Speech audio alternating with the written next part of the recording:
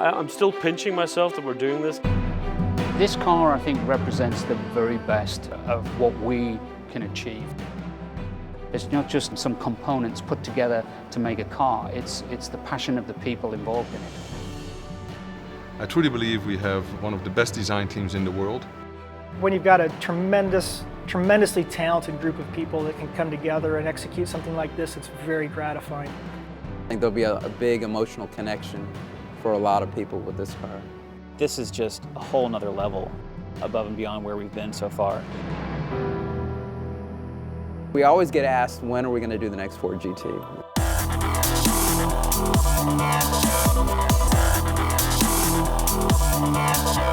When we were looking at 2016, which is the 50th anniversary of us winning the 24 Hours Le Mans, in fact coming in 1, 2, 3, we really felt it's the 50th anniversary. We have to do something.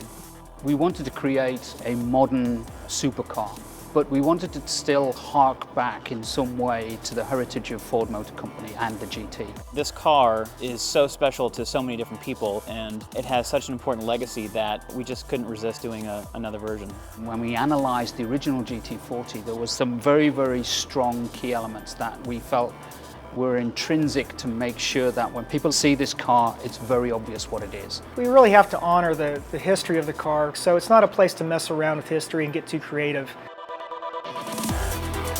The car floored me. It's really something else. It has the Ford GT heritage. You can see it instantly in the front, but as you travel along the sightlines of the car, it's really from another planet. This car is very forward-looking.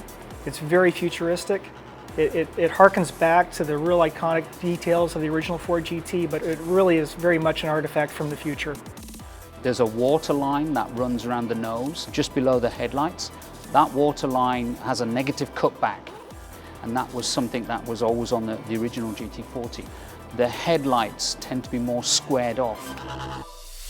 It's not just styled, it's very intentional. Everything is there for a purpose. We're targeting over 600 horsepower, so with this small compact V6, we really have extraordinary power density from this engine.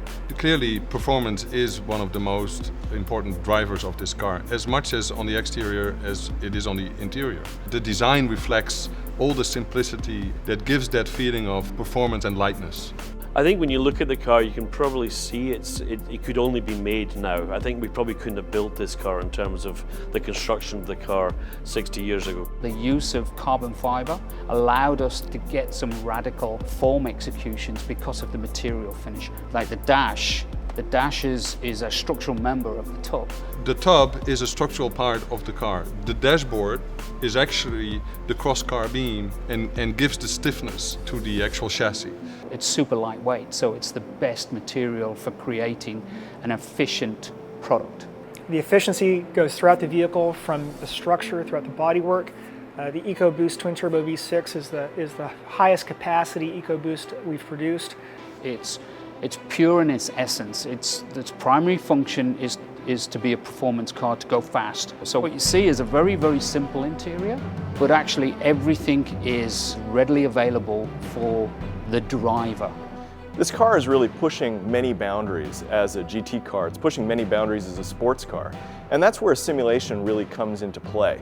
I think the whole concept of gaming is one of those things that is very important in making a connection to customers and creating that real sense of participation in the product and really driving the aspirational nature of the product. With the way video games have evolved and driving simulators have evolved, you get a much more true sense of what the ownership experience is about.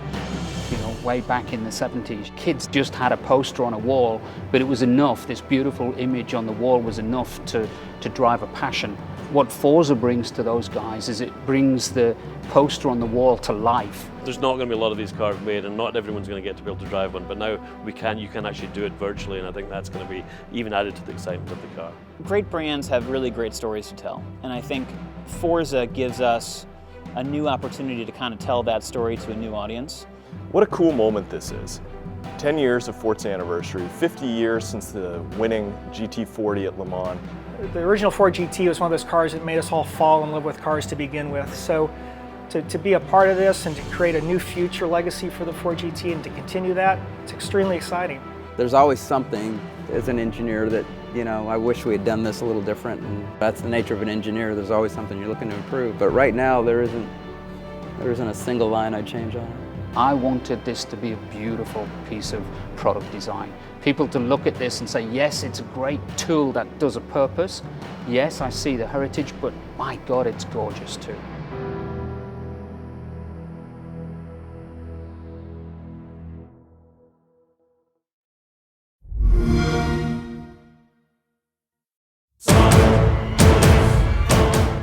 Hey gamers, my name is Hovac and you have reached my gaming channel. I hope you're gonna enjoy your stay here. You can watch all of my amazing gameplays from Resident Evil Revelations Part 2, Call of Duty Advanced Warfare, Far Cry 4, Enemy Front, Killzone Shadowfall, The Crew, The Last of Us, DuckTales, The Order 1886, Kill All Zombies, The Flockers, and my favorite multiplayer Battlefield 4. And you can watch my amazing unboxing of hardware and accessories, and my daily uploads of game trailers, and of course you can watch my best new gameplays of Battlefield Hardline and Apotheosis. So please do subscribe, give me a thumbs up, enjoy your day, enjoy this site, enjoy this channel, and don't forget, enjoy my gameplays! And don't go out without subscribing! Give me a thumbs up and game on! Yeah!